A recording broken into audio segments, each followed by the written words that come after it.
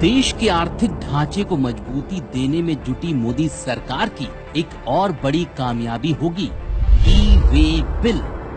ये बिल प्रणाली 1 फरवरी से लागू हो जाएगी।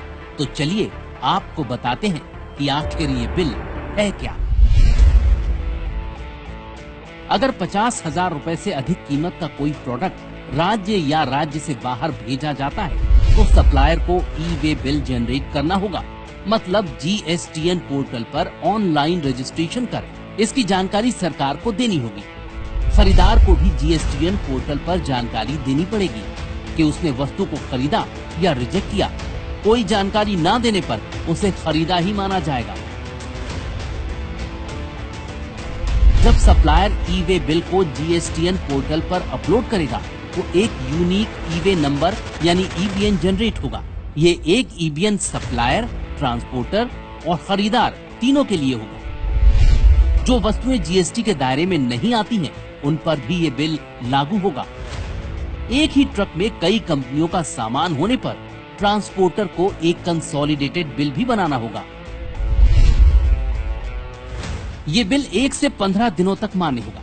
ये मान्यता प्रोडक्ट ले जाने की दूरी के आधार पर तय होगी। 100 किलोमीटर तक की दूरी के लिए 1 दिन का ई वे बिल बनेगा।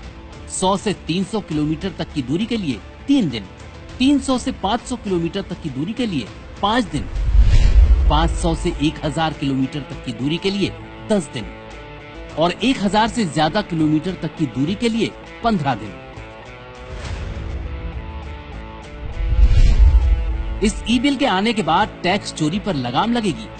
सरकारी राजस्व 20% तक बढ़ जाएगा। सामान की आवाजाही आसान होगी। व्यापारियों और ट्रांसपोर्टर के लिए प्रक्रिया सरल हो जाएगी। प्रक्रिया ऑनलाइन होने की वजह से प्रिंट आउट निकालने की जरूरत नहीं होगी।